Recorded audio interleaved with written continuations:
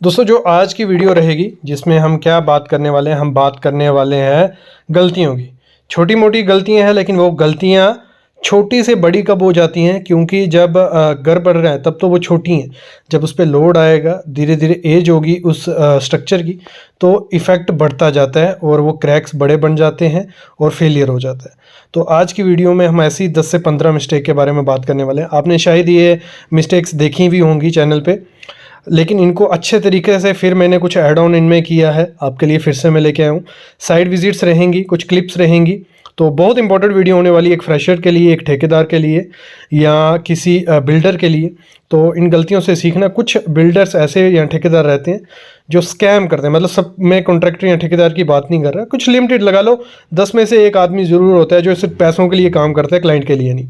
बाकी 9 के 9 जो होंगे क्लाइंट के लिए सोचेंगे, करेंगे। तो इस चीज़ को अच्छे से लेना, जो मिस्टेक्स हैं इनको सुधारना। तो शुरू करते हैं आज का वीडियो, लेकिन उससे पहले प्लीज़ चैनल को सब्सक्राइब कर लो और बेल आइकन दबा लो। इतनी बड़ी बेवकूफ़ी मैंने आज तक नहीं देखी। सामने देख रहे हो, ऐसा ठेकेदार अगर आपका घर बनाता है तो इससे अच्छा आपको घर नहीं बनाना चाहिए। कॉलम की पूरी बुरी हालत कर दी है, ये कॉलम नहीं टिकेगा, ये गारंटी है। ऐसे ठेकेदार से कभी भी अपने घर की कंस्ट्रक्शन नहीं करवाना। सामने आप देख रहे हो, शायद आपको दिख रहा होगा, एक कॉर्नर में कॉलम है, वो उसकी कॉलम जैसी हालत तो नहीं दिख रही, लेकिन वो कॉलम है।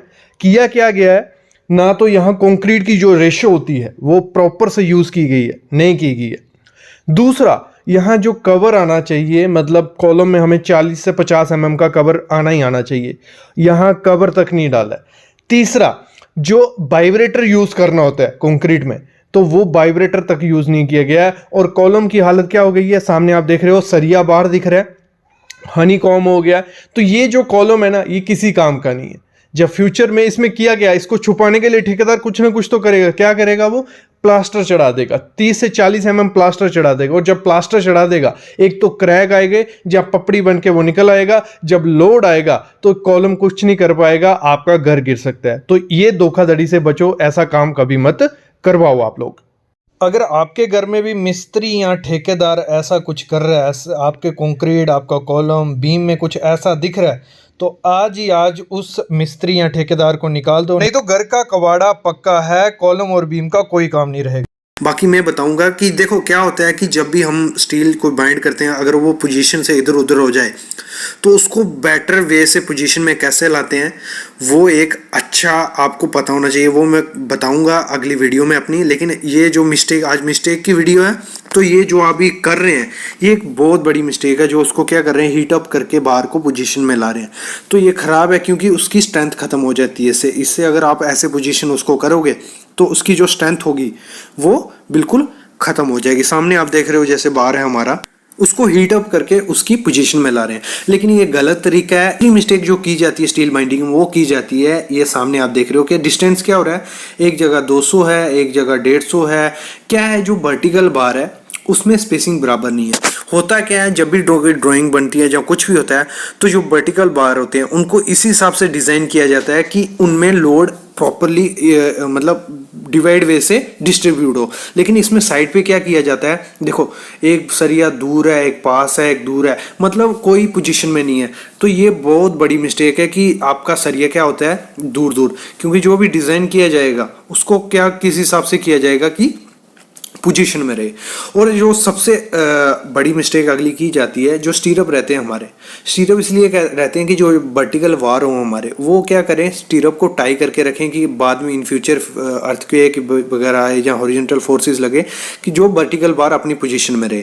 लेकिन क्या होता है, साइड पे जो इनका कोने होते हैं, मतलब जहाँ हुक बोल लो, जहाँ जो बैंड होता है, सामने आप देख रहे हो, जैसे जो वर्टिकल बार अगर हम इससे स्टाके नहीं बांधेंगे तो इसका कोई काम नहीं है, मतलब इसका कोई मतलब फंक्शन ही नहीं रहा। अगर स्टीरअप का, अगर हम इसको, जो स्टीरअप रहता है, इसको बिल्कुल उसके साथ टाई करेंगे तो वो प्रॉपर वे से हमारा फंक्शन होगा, अगर हम उसमें करेंगे। और जो नेक्स्ट मिस्टेक हमने साइड पे देखी, वो क्या देखी, देखो सामने जो लैप किया हुआ है, ये सामने आप देख रहे हो, ये जो हमारा बार है, इसमें लैप किया हुआ है, एक ये लैप रहा। अभी हम क्या करेंगे, इसके ऊपर एक लैप होने वाला, क्योंकि ये 3 स्टोरी की बिल्डिंग ही, अब एक्सटेंशन का वर्क चल रहा है, तो जो नीचे से लैब निकला हुआ था वो स्लैब के साथ ही था, और ये सबसे गलत चीज़ है। स्लैब के साथ आपको कभी लैप नहीं देना है, मतलब हमेशा कॉलम के बीच में, जैसे मैंने वीडियो पहले भी आई थी। अभी क्या होगा, एक लैप नीचे से हुआ है, दूसरा लैप यहीं ऊपर से, फिर इस पे लैप होगा, तो ये सेक्शन इतनी वीक हो जाएगी, थोड़ा भी अर्थक्वेक या कोई भी थोड़ा बहुत हॉरिजॉन्टल फोर्सेस लगी इस पे, तो ये फेल होने के चांसेस सबसे ज़्यादा यहीं पे होंगे। तो ये बहुत बड़ी ज़्यादा मिस्टेक देखी जाती है साइड पे कि एक ही जगह लैप आते हैं। मिनिमम आपका अगर 32 डाई का है तो आपको 1.2 इंटू 50D आपका स्टैगर्ड होना ही चाहिए ऊपर नीचे, फिर आपको लैप प्रोवाइड किया होगा, तो वो बेटर वे है सबसे लैप प्रोवाइड करने का। और नेक्स्ट मिस्टेक जो देखी हमने साइड पे, वो क्या है, जो हमारा लैप लेंथ है, मतलब 50D के हिसाब से आपको मिलना चाहिए। मतलब अगर सामने आप देखो 25 का या 20 का या 32 का डाया है तो 50D के हिसाब से आपको लैप लेंथ मिलनी चाहिए, लेकिन यहाँ सामने आप देख रहे हो स्टील उतना लंबा नहीं है कि आपको 50D के हिसाब से मिल जाए, और ऊपर से इसकी लैप भी एक साथ सब आ रहे हैं। तो ये मिस्टेक के आपको, अगर आप अच्छे सिविल इंजीनियर हो तो ये चीज़ें आपको नोटिस करनी है। जब भी आप साइट ज्वाइन करो तो ये चीज़ें आपको कम करवानी है एज ए सिविल इंजीनियर।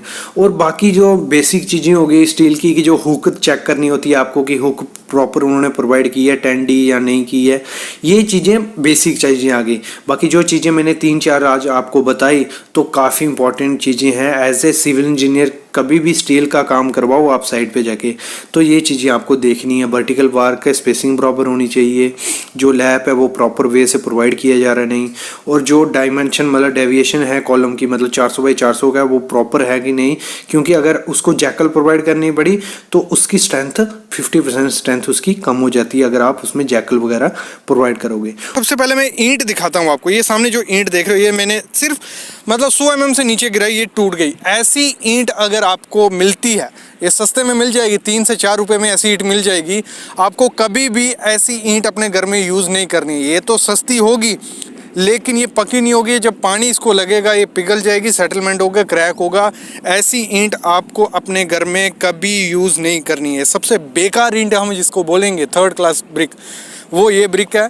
आपको ऐसी कभी नहीं यूज़ करनी है।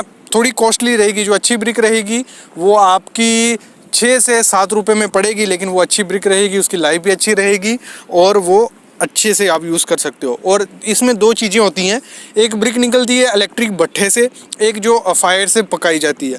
तो ये जो सामने आप दूसरी, अभी ये सामने जो ब्रिक देख रहे हो, ये इलेक्ट्रिक भट्ठे से ब्रिक बनी हुई है। ऐसी ब्रिक ही आपको यूज़ करनी है। मोस्टली इलेक्ट्रिक भट्ठे से ब्रिक निकली होती है जो अच्छे से पकी होती है, क्योंकि उसको इलेक्ट्रिक से चारों तरफ पकाया जाता है। लेकिन जो फायर से पकाते हैं, जो अंदर अंदर की ब्रिक रहेंगी वो जल जाएंगी, बीच की ब्रिक अच्छे से पकेंगी और बाहर की ब्रिक जो होंगी वो बिल्कुल कच्ची रहेंगी। जो आप स्टार्टिंग में वीडियो में देखी वो बाहर की ब्रिक थी, वो आपको सस्ते में तो मिलेंगी लेकिन वो अच्छी नहीं होंगी। तो ये हो गया ब्रिक पे हमारा थोड़ा